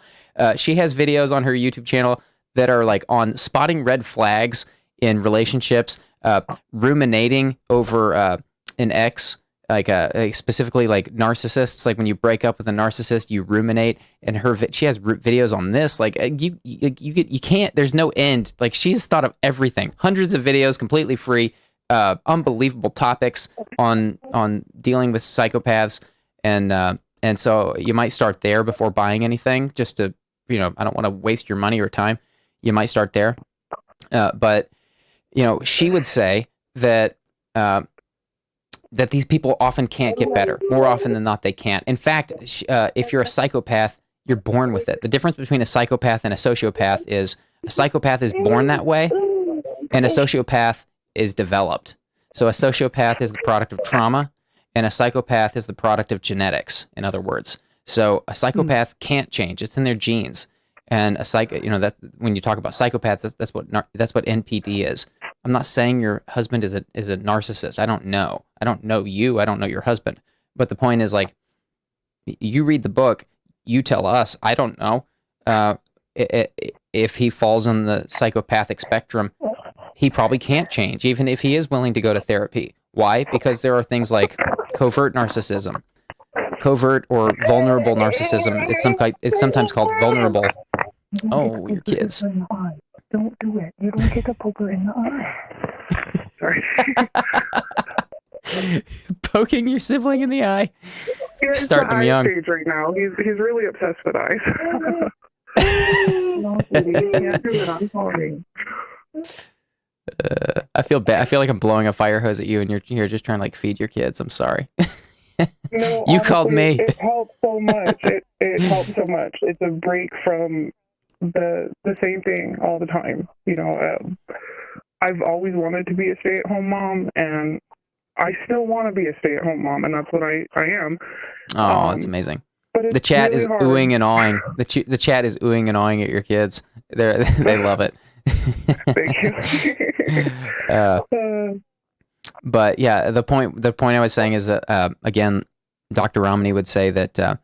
Actually, I'm not sure this is Dr. Romney's work. I think this is someone else. It might. Dr. Romney talks about this, but the point is that a psychopath is born that way, and a sociopath is developed.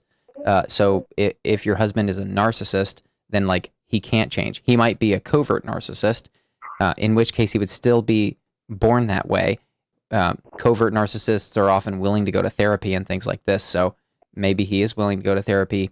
I'm not like please hear me say, like, I'm not trying to sow seeds of doubt in your brain. You're asking questions and I'm trying to give you like an honest answer from based on what I'm hearing. Like you're saying he's throwing things and breaking things. So I can only speculate. I'm speculating here. But the point is like, let's say he's a narcissist, maybe, and he's willing to go to therapy. Well, he could be a covert narcissist or a vulnerable narcissist. Those are interchangeable, covert and vulnerable narcissist. A lot of these types of narcissists are willing to go to therapy, but that doesn't mean they can change. In fact, they often don't change. They rarely change. And this is, again, like you'll get into this stuff and should I stay or should I go?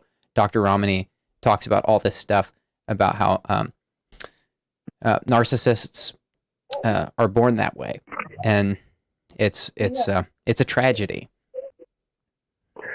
I don't think that he was, because he dealt with a lot of trauma himself when he was growing up.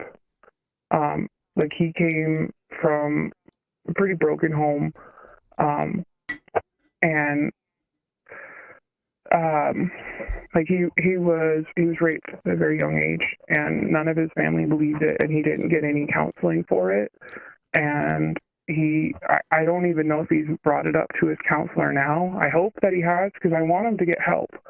But like, his dad still talks about the mom of the boy who raped my husband, and so my husband's dad, talks about this woman as the love of his life, and I just don't understand. I think he's the narcissist. I think my husband's dad is the narcissist. So I think my husband was raised by a narcissist. I see. There's a statistic that says, and again, like, I'm not. You'll get into all this in the book. If anything, I'm just trying to, I guess, recommend the book even further. A lot of people who are raised by narcissists end up becoming covert narcissists or vulnerable narcissists, meaning that they learn from the ways of the narcissist. Again, this isn't my work. I'm just regurgitating things I've read from Dr. Ramani and other psychologists. If you're raised by a narcissist, it doesn't mean that you will be a narcissist. But if you're raised by a narcissist and you inherit the narcissist gene, then you are most likely going to be a covert narcissist. You're probably not going to be a grandiose narcissist like your parent was. You're probably going to be, statistically speaking, a covert or vulnerable narcissist, meaning that you learned from the downfalls or the weaknesses of your parent and built upon those to become a better narcissist, to put it succinctly. So again, I'm not. Oh buddy. He headbutted my knee. Okay, you're done. Oh, good. I can't help but feeling like you need to go. Are you okay? I was fine, but now my daughter is done, and she is very verbal, and I can't say that she won't say names or something, so I think I probably should go. But I really, really appreciate talking to you, and it has helped me. And I'm looking forward to looking through the chat and seeing if there's any other suggestions there. There's a lot of good stuff in there. Yeah, revisit the chat tomorrow when you have a little more time. And you sound like a sweet mom, but wishing you and your kids the best. Thank you. I really appreciate it. Call again anytime. Good night. All right. Bye.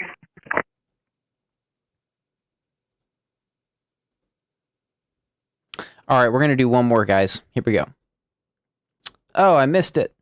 Let's see here. Let's open these lines up again. I had a call waiting in. Let's open up the lines. We'll do one more. We're going to go a little late. It's okay. We'll do one more.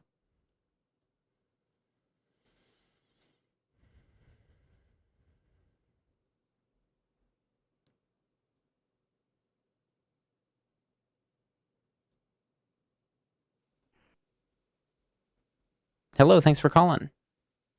Hi. How are you this evening? I'm all right. How are you? I'm okay. I'm having an evening in with my cat. Nice. I love cats. Can we start with your age and a brief intro? Yeah, I am almost 25, and I guess my intro would be I work in a very high-stress, physically, mentally kind of exhaustive job that takes a lot from me. I'm in an on-call position, so there's, I guess I'm struggling a little bit with that work-life balance and trying to not feel like I'm missing out on my life outside of work. If that makes sense. Yeah. What do you do for work? No names or locations or Of anything that course. could implicate anyone, but what do you do for work? I'm a funeral director. A funeral director. Yeah. Wow, that's interesting. My grandfather was an undertaker. Yeah. Yep. Maybe that's where I get my dark sense of humor. Yeah, people either have the like, oh my gosh, that's so cool, or like walk away from the conversation. There's never an in between. Right. Totally. Amazing. So you are don't is it that you don't have good boundaries around work, or what is it? Well, I guess the hard part with funeral service is, um, You don't know when people are going to die? yeah, that's a huge thing. Sorry, that was a bad No. joke. There's always times, I'm on call one night per week and every, I don't know, third or fourth weekend. So obviously, like during those times, I never know when I'm going to be called and when that call's going to come in, and Right. I have to jump up and go in. But also, like, I've noticed, like, families, it'll be the middle of the night and they'll send emails with questions, or they'll be sending in pictures for the obituary, or stuff will be happening all the time, and it's hard for me to be present in stuff that doesn't have to do with work Mm-hmm. when it just kind of constantly surrounds me. Right. And lately, because I've been licensed for 2 years, so I got my license in May of 2020, so I jumped right into, COVID rules and very strict regulations with funerals. And now that things are kind of back to normal, it's kind of a whole new world, We've seen now that families are asking so much more of us. And of course, we want to do everything that we can, but it's hard for me as a younger person, and for all the directors on our staff, to navigate that and to kind of, when do we kind of put our foot down and have time for ourselves when we're supposed to serve others? How many hours a week are you putting in? It depends. Like, by the end of this week, I will probably have 65 or 70 hours. Okay. Yeah, that's considerable. But it just depends. Thankfully, where I am, my boss is very good. Like, if we're not busy, he'll say, just, go home and catch up on household stuff, while you have the time, because we never know. But it ebbs and flows, and right now we're right in the middle of, a very busy spell. Right. So has it only been since COVID, or it sounds like you've been licensed in this work for 2 years, so it sounds like maybe like all you've known is working in this job since COVID. And I can only imagine that COVID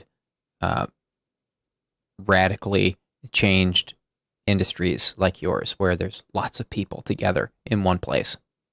Mm-hmm. And that was huge when everything kind of first locked down. It was really hard for me jumping into the field and then immediately having to tell families that, we can only have 20 people in the building, or, we'll have to maybe postpone services, or, because it's hard, because who am I to tell people how that needs to look for them? But now it's very much like a lot of little things all the time, and I want to make, my goal is to make the funeral experience as easy to navigate as possible, so that the families can do their grief work and not focus on the background decisions. But it's been very weird lately, just with the expectations that families have put on us as the professionals too. So have you talked to your supervisor about this burnout?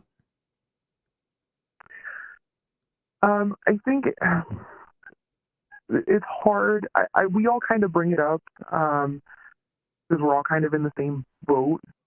My supervisor is also a director who has the same schedule as I do, and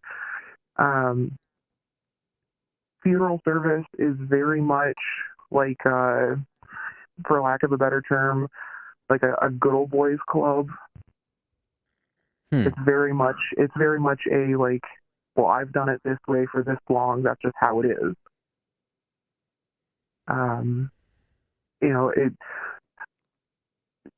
There's so much stigma around, even just me being a young female funeral director, has been a little bit of a change for the area that I'm in. And it's hard for me to kind of bring that up to a group of directors that, well, they dealt with it. That's all they know,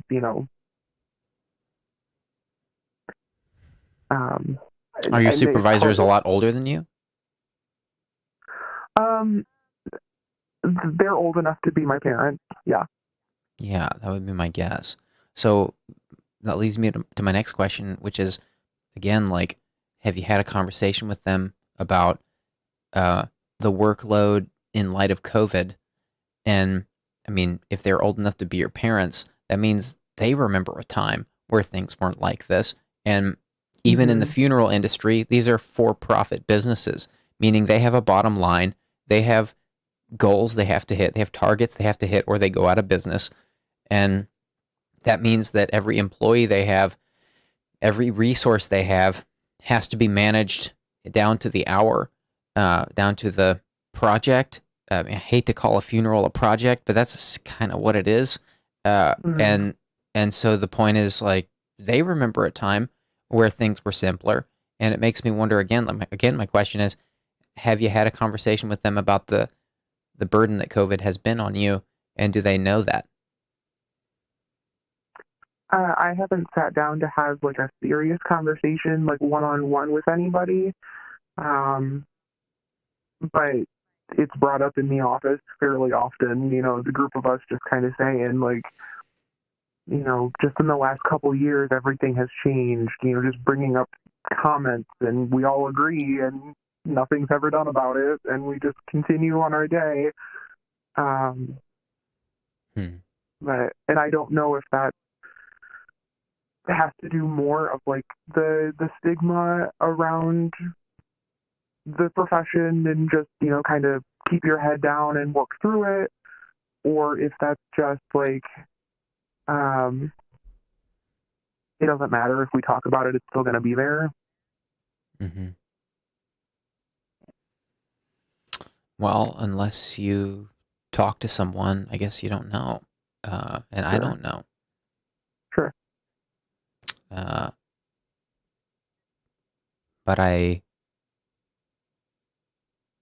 have to believe that if these people are old enough to be your parents and they've been there working at the same place for roughly so long, then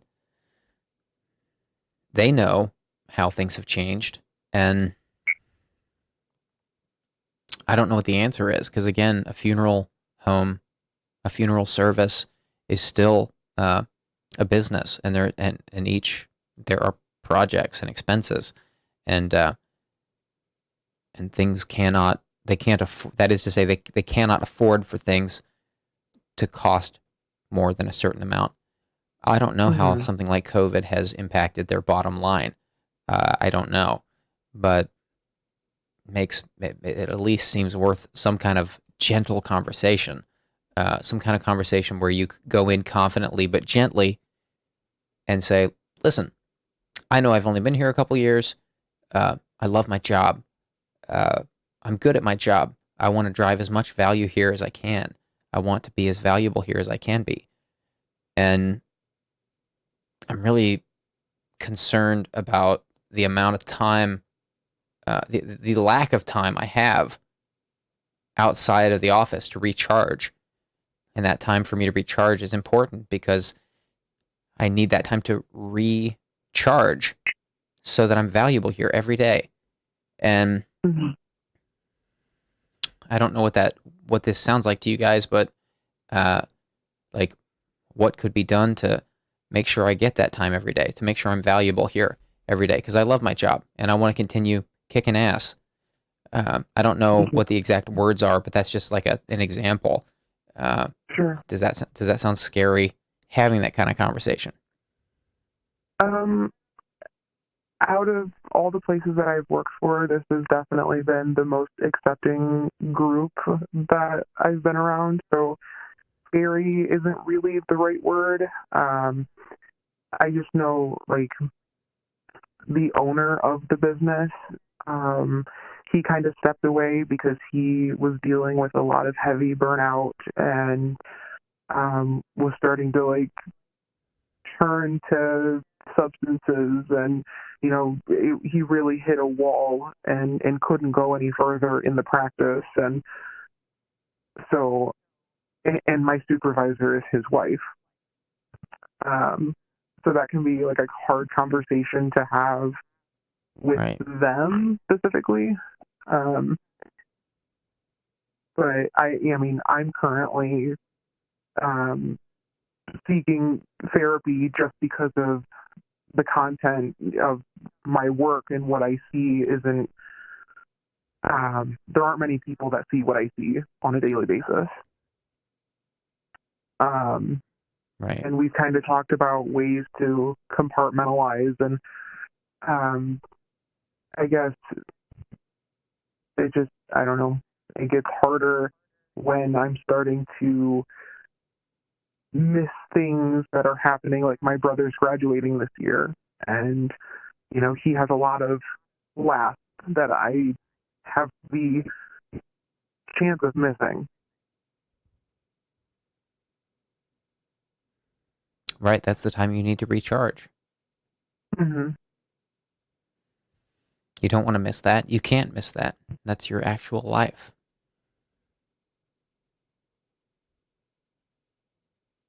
No? Yeah. Yeah, I guess navigating that, because I truly love what I do and I want to be there for the families that I serve. But balancing that is tricky. Mm-hmm.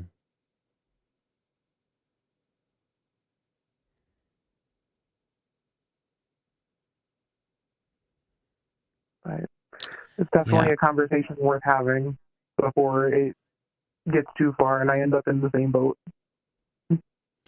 Yeah, it probably goes without saying, but I try to make an effort to say this at least once or twice on every stream. I'm not an expert in pretty much anything except cameras, and nobody is an expert in cameras. So I'm an expert in nothing.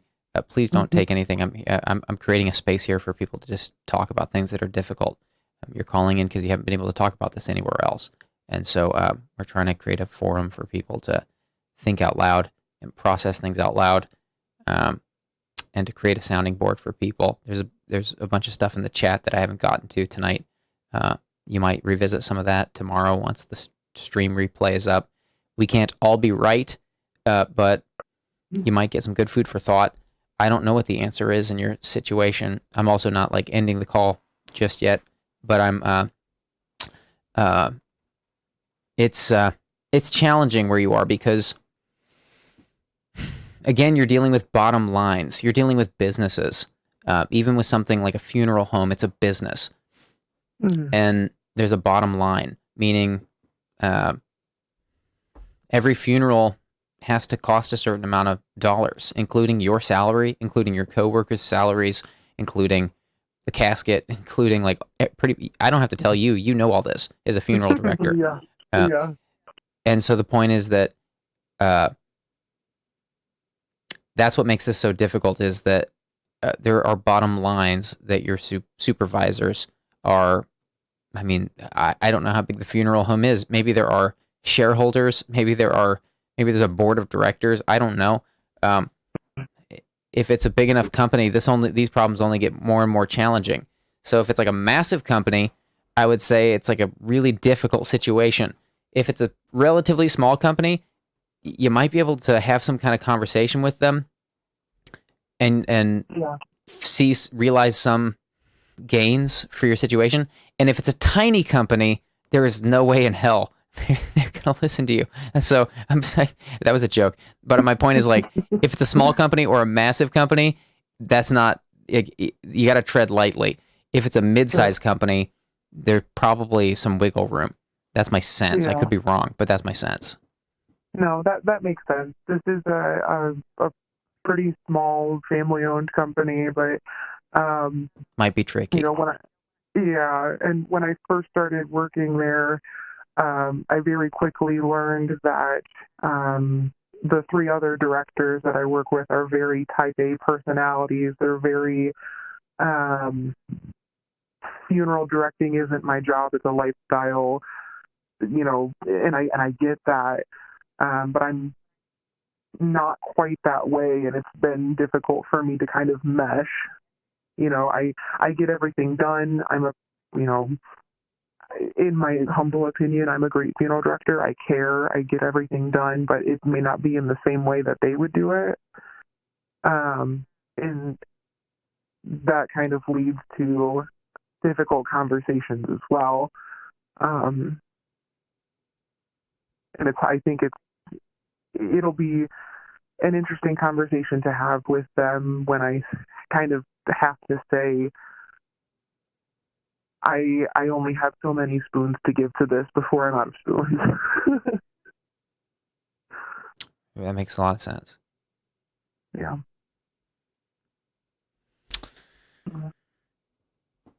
So what would make this a good call? I mean, we're happy to just let you vent here, but what would make this a good call? I don't have the answers to your problems. Happy to spitball with you, but what would make this a good call? I mean, honestly, just having the space to talk it out is huge. Being able to talk to a group who I'm going to assume are closer in age to me, maybe more relatable than people in the industry or somebody as clinical as a therapist, might just have different viewpoints, and that's huge. All right. So I really appreciate the space. I'm glad to hear it. Sometimes talking is all we need. I don't feel like I gave you anything. I don't know what I don't know what I could give you, but I feel for you and your situation. Happy to give you a place to just share here. There is a bunch of good stuff in the chat that I didn't get to. I don't really know what to pull here for your call, because I don't want to give you career advice. I don't want to steer your life in a bad way. But again, happy to. I mean, calls like yours can be helpful for more than just yourself. They can be helpful for other people who might be in similar situations, that just to know that they're not alone. And that's why we do this. So I hope that anything came out of this for you. You can call again anytime. We're wishing you the best. And lines are always open to you. Awesome. Thank you so much. I really appreciate it. Thank you. Good night. Good night.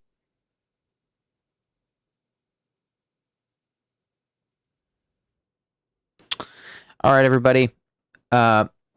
This has been a wonderful night. Thank you guys for being here in the chat. You guys are awesome. These streams are the highlight of my week. These always feel so meaningful and beautiful.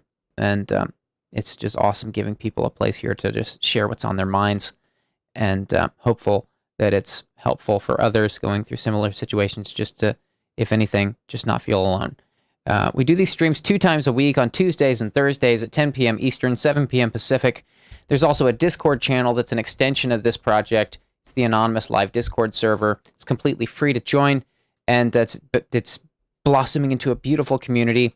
Every day there's people in there making friends, talking about difficult things. We have one-on-one community support channels in there. None of us are licensed in pretty much anything, but if you want to just go talk to a good neighbor, we're in there pretty much every day. Again, there's like one-on-one channels, there's group voice channels, there are anonymous confession channels, so if you want to go in there and just confess something completely anonymously, I have no idea who's posting in there. Our mods and admins have no idea who's posting in there. We've gone out of our way and done our best to make sure that this is just a complete extension of this live stream, and we hope that it's valuable to you. It's completely free to join. And yeah, again, we do these twice a week. It is now... What is today? It's Tuesday. I'll be back here Thursday at 10 p.m. Eastern, 7 p.m. Pacific. Looking forward to seeing you guys there. Hopefully you'll join us. And thank you guys again so much for being here. Huge shout out to our mods. Tonight we had Deanna Krebs. Deanna, you're awesome. Thank you for being here. And I'm pretty sure this time you actually were alone. Last time I said that, and it turned out Easy Cheesy was here. But I'm pretty sure tonight, I'm scrolling through, I'm pretty sure tonight you were alone. In fact, it seems you were. You are an absolute champ. Thank you, Deanna. Thank you to the entire chat for being here. Everybody who's watching this, thank you for being here. And I see that from Real Ent. I cannot do it 3 days a week again, at least for the time being. I really appreciate the sentiment, but it is, yikes. That would break my back. There is so much going on. Maybe one day, 3 times a week again. But thank you guys all so much for being here, and I will see you on Thursday. Take care. Good night.